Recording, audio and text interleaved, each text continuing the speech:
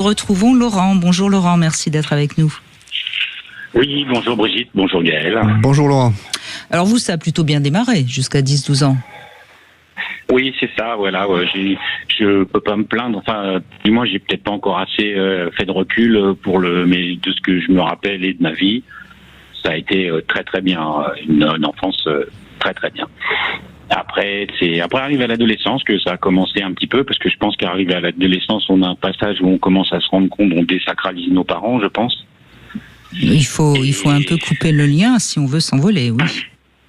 Oui, je pense que c'est à ces moments-là que ça arrive, et ben moi ça m'est arrivé aussi. Bon, j'ai un frère aussi, donc ça lui est arrivé aussi, mais on est différents, c'est pas la même chose. Mais voilà quoi. Donc moi je me suis aperçu que ma mère était un peu volage et que mes parents, c'était pas une relation, on va dire aussi belle que vous l'imaginiez enfant. Voilà. C'est-à-dire que vous en étiez donc forcément rendu compte avant votre âge de 10-12 ans, mais vous ne l'avez pas impacté, si je puis dire. Hein. C'est-à-dire que c'est au moment de la puberté que vous réalisez à quel point le fait que votre mère était volage vous a peut-être marqué plus que vous ne le pensiez, c'est ça ? C'est ça. Et puis après, on se rend compte, puisqu'on découvre les choses de la vie, arrivé à l'adolescence, à 12-13 ans, on commence à courir après les filles et tout. Et donc, voilà. Et donc, est-ce que ça a donné l'impression que les femmes, de toute façon, elles sont infidèles ? J'avais aucune confiance en femmes. C'est ça, oui, d'accord. Arrivé à 16, disons que j'ai eu une relation relativement de bonheur vers 14 ans. Après, il y a eu un petit passage à vide, mais à partir de 16 ans, ça a rebougé, quoi. Donc, après, j'avais une consommation excessive. Donc, mais j'avais pas du tout de... Alors, justement, est-ce que vous avez conscientisé pourquoi vous aviez une consommation excessive ? Justement, parce que je voulais pas tomber amoureux, parce que je pense que j'avais aucune confiance aux femmes. Oui. Je m'attendais à cette réponse, mais c'est bien de le dire pour ceux qui nous écoutent. Ni de respect, je tenterais à dire. Ni de respect. Quelque part, j'ai peut-être voulu me venger. Quand je dis respect, il y avait pas de violence, il y avait rien, mais c'était, je vous dis, de la consommation d'un soir, quoi. Point barre, voilà. Elle ne méritait pas votre cœur. Certainement, c'est ça. Elle n'avait droit qu'à votre sexe. Oui. Parce que ça aurait fait trop mal de donner votre cœur. Voilà, c'est ça, ce que disait Gaël, la protection. Mais merci, parce que votre témoignage montre bien comment on se protège pour ne pas souffrir, et comment... En fait, tous sont encodés. On rentre en relation, alors surtout ce que j'appelle en primo-excédence, c'est les premiers couples, on rentre en relation à partir des peurs qui ont été construites dans l'enfance, qu'elles soient conscientes ou pas.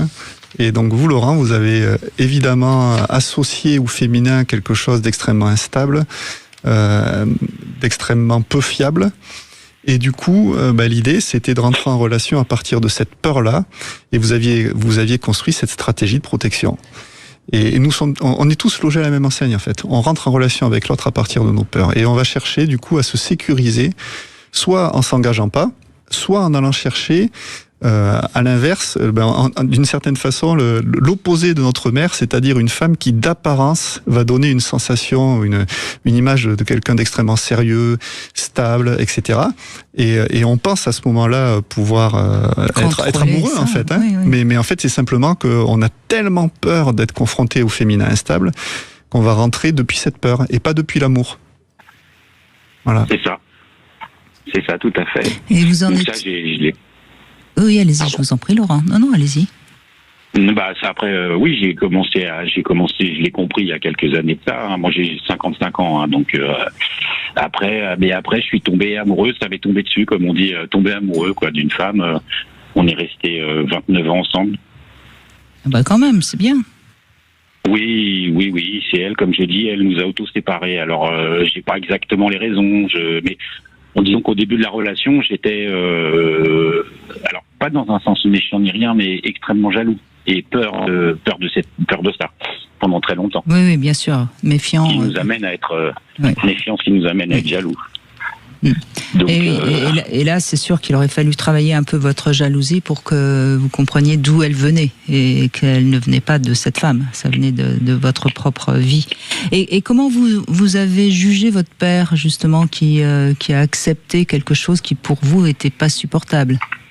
Il s'est caché la face. Il n'en a jamais parlé. Enfin, spécialement de ça. Il l'a compris après, très longtemps après. Ça s'est transformé en haine contre ma mère, bien sûr. Mais le divorce a été très très long et lui voulait pas trop. Voilà. Donc et mon père, pendant un certain temps, on l'a considéré avec mon frère comme un peu une forme de lâcheté, quoi. Parce que ça aide pas non plus en tant que fils de se construire en tant qu'homme avec une image d'un homme qu'on considère un peu lâche. Hein. Complètement. C'est-à-dire c'est très très dur parce que comme je vous dis, mon père a été très présent avec nous et après là et je l'ai vu avec mes enfants. Il est décédé actuellement, mais je l'ai vu quand mes enfants sont arrivés dans l'adolescence et mon père, ça c'était pareil avec le temps, je l'ai compris, a été formidable avec jusqu'à 13-14 ans, quoi. Pareil l'adolescence. Alors est-ce que c'est peut-être lié à la relation avec ma mère, mais il a fait la même chose avec mes enfants, à l'adolescence. Il s'en est détaché, il n'était pas, moins présent, plus désagréable, plus dans le jugement. Est-ce que ça pourrait dire qu'il aimait les enfants tant qu'ils restent des enfants, mais que dès qu'ils deviennent des petits adultes, on s'en éloigne parce que ça fait mal, quoi? Peut-être. Mais pourtant, c'est pas parallèlement. Étant enfant, il nous a poussé, mon frère et moi, à être autonomes. Oui, il a fait ce qu'il a pu, de toute façon. Oui, bien sûr, je comprends. Lui, après, quand c'est son parcours, ma grand-mère était, je l'ai adorée, mais une femme très castratrice, et mon père était fils unique, et tout. Donc. Oui. Eh oui, on voit bien, quoi qu'il arrive, on en garde les traces, Laurent. Merci en tout cas de ce témoignage, qui est bien sûr plus soft que celui de Laurence, mais on voit bien tout ce que ça laisse et comment on se construit à travers les images qu'on a eues. Oui, et j'en parle aussi dans mon livre. On n'a pas conscience à quel point la relation entre nos parents nous imprime la relation qu'on a entre notre propre masculin et notre propre féminin. Et ça imprime toute notre vie. Et oui, et on continue à comprendre tout ça avec Sylvie qui nous rejoint dans un instant. 14h-16h, Brigitte Lahaie, Sud Radio.